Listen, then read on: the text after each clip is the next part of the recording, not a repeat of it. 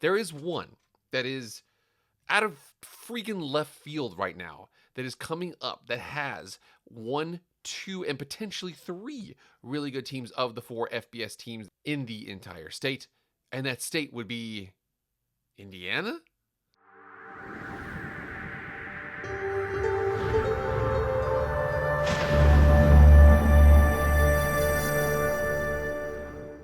What is up, everybody? It is Jake with Master Football. Thank you so much for being here. If you want to be up to date on all things college football, hit that red subscribe button, hit the like button, and follow me on Twitter and Instagram. If you like EA college football content, go subscribe to my other channel, the MF Film Room. Link is in the description. But enough about all that college football content. Let's go. Now, you guys know me here. You've been here before. You understand I'm a big-time Boise State football fan. Now, Idaho is not considered one of those blue blood states when it comes to the ability to produce good college football teams. You think about California. California's had Stanford. They've had Cal's had some success. You talk about USC over the long course of history, some success there. You think about the state of Texas, Texas A&M, Texas. Baylor's actually been pretty good recently. Texas Tech's had some good history. TCU, SMU got a national championship. Lots of good teams there. You think about the state of Florida, Miami, Florida State. Even UCF's had some undefeated, albeit they claim national championships over the last couple years. You see the fact those are the big states out there. California, Texas, Florida. You think Georgia's got some good teams out there. There's lots of states out there that have the claim to be one of the best, if not the best states when it comes to college football. There is one that is out of freaking left field right now that is coming up that has one, two, and potentially three really good teams of the four FBS teams in the entire state. And that state would be Indiana? What I want to do right now is discuss the four teams in the state of Indiana for FBS football. Now, there's only four. There's going to be continuing conversations about how one of them is not necessarily on the same level as the other two, but it's such a crazy thing to discuss here because when you think about Indiana, you talk about the Hoosier State basketball here and there, and you're like, oh, football. There's college football, especially maybe the Colts, but college football, Indiana is not exactly known to be a hotbed of college football. However, they have two very good programs, and they have one program that has potential to go all the way up there along with them as well. That would be Notre Dame, Indiana, and Purdue. Of those four FBS schools, I want to make sure I talk about the Ball State Cardinals here. Again, Ball State, they are in Indiana. They are just they're trying. Okay, you can see that their schedule here. They had to play at Miami, at Central Michigan, at James Madison.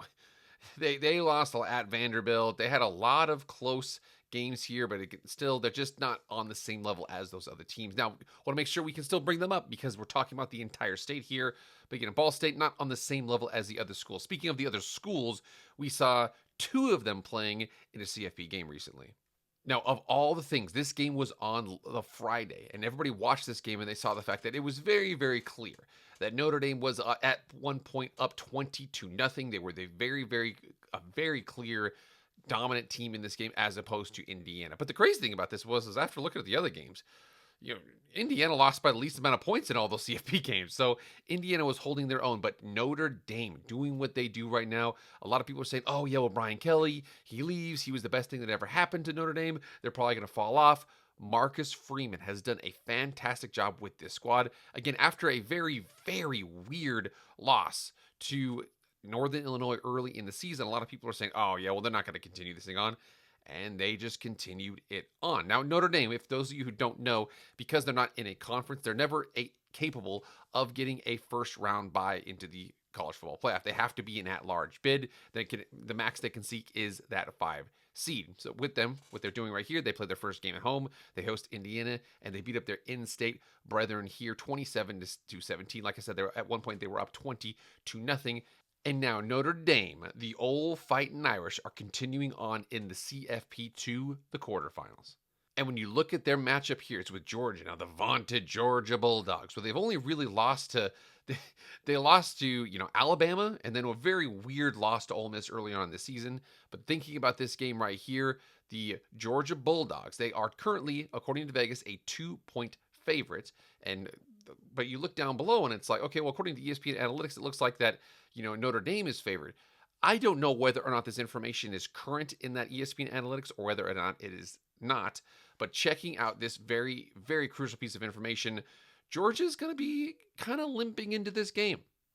Now, Georgia has had struggles with drops. Their offensive line has had a lot of injuries and just had a very difficult time establishing a push up front. You add both of those things that were already baked into the cake, but you knew, okay, well, Carson Beck, he's very capable of coming back in the second half of a lot of games. He can dice it, he can throw it a ball up and down the field. They're going to be just fine, and now he's out for the season. We're not talking just the quarterfinals. There was rumors there early, oh, it's just the quarterfinals, but now it looks like he is out for all of the playoffs. So Notre Dame, fresh after a victory and at a neutral site, is going to be playing the Georgia Bulldogs minus their quarterback, which is one of the few bright spots they had on offense this season. Notre Dame got things lined up for them in the state of Indiana, representing well. They are doing it. They are in a very good spot. Again, they're going to be a very popular underdog pick that's not actually an underdog. But we're going to see that coming up on New Year's Day. Notre Dame playing Georgia in the quarterfinals. Now, I'm not the one to say, oh, yeah, Indiana clearly doesn't belong. And then you watch Tennessee get absolutely dump trucked in their game. Thinking about what Indiana has done, they more than deserve to be in the CFP, checking out their schedule here. This was year one of the Curt Cignetti turnaround with this school. 11-1, one loss to Ohio State, where they were kind of trying to run up at the end of the game. Again, a loss is a loss. You've got to own it. But you look at this game here, they had two straight away games, or they're not two straight away games, but two away games at the end of the season at Ohio State, at Notre Dame. They struggled in those games. Again, able to beat Michigan, able to beat Nebraska, Washington, Maryland, Northwestern. Again, not necessarily great teams. That's what a lot of people were saying. This isn't the toughest schedule, but still, Indiana, season one, they're showing something like this. What they're capable of.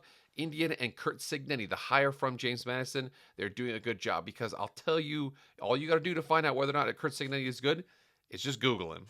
And boy, oh boy, Curt Cignetti, of all the things, of all of the schools you would be out there and be like, that school's got swag at coach? Curt Cignetti at Indiana. Saying a Michigan, Ohio State suck. He did split between both of those schools.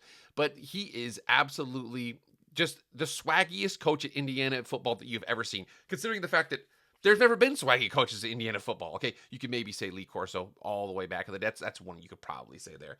But this is incredible. What he's able to do, the fact that Indiana now is going to be a power player in some capacities in college football, considering the fact that they've never been there before. This is incredible. Curt Cignetti, again, I Googled him. If you Google him, he wins every single place he's ever been. He goes to Indiana, nothing new. Now, the schedule was a little softer than he wanted it to be. But at the same time, hey, he could only play the schedule he was given. He went 11-2, including a loss to Notre Dame at the very end of the season. But man, look at what these guys did. It's really incredible. But they're in-state rivals, I actually think, is one of the more interesting perspectives here to check out, because Purdue, after having a very unspectacular season this year, is trying to hire somebody who's done something that nobody has ever really done. Now, Purdue, the crazy thing about Purdue is that you wouldn't really know about it. They're only a couple years removed from being in the conference championship game against Michigan. But you think about what they've done right now. They go ahead and they hire UNLV's Barry Odom to bring into the program and turn it around.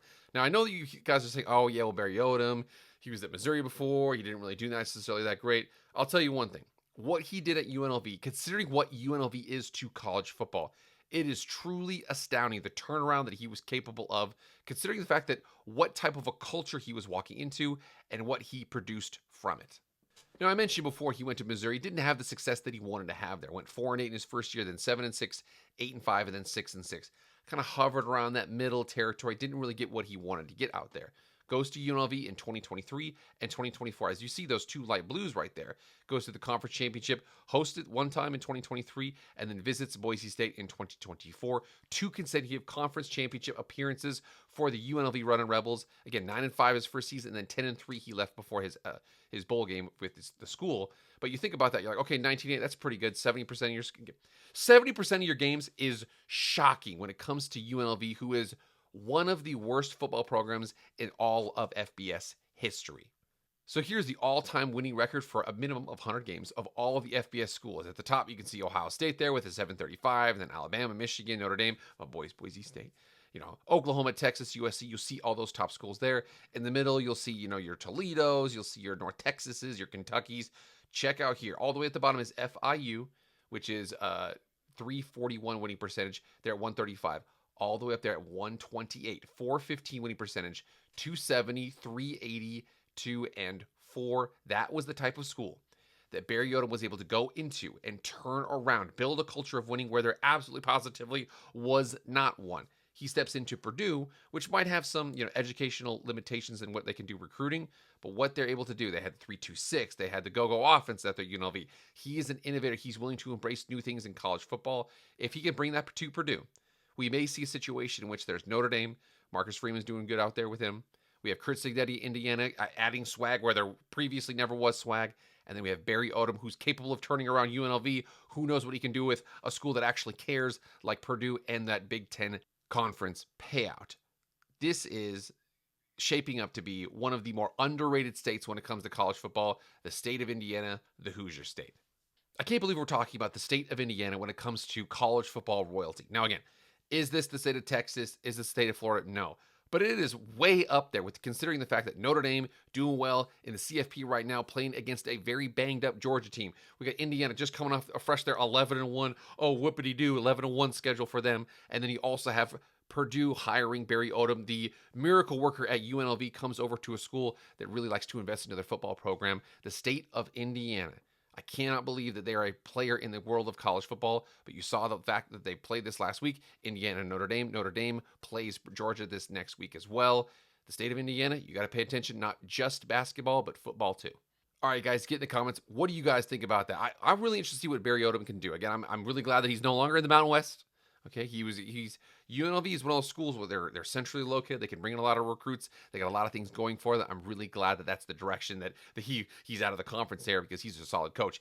Can he go to Purdue and reignite that success he had at UNLV, or is it going to be more like Missouri? Is Kurt Cignetti going to continue to do things well in terms of winning games? Again, he had a softer schedule this season. It was also year one, so who knows what he can develop there out with the Indiana Hoosiers. And then Marcus Freeman, can he continue to do what he's doing at Notre Dame? I wouldn't be surprised if the answer to all of those is yes. All right, guys, that's it for me. Thank you so much for being here. Please like, share, comment, subscribe, do all that stuff. I really appreciate it. That's it for me, guys. I'll see you guys later. I am out.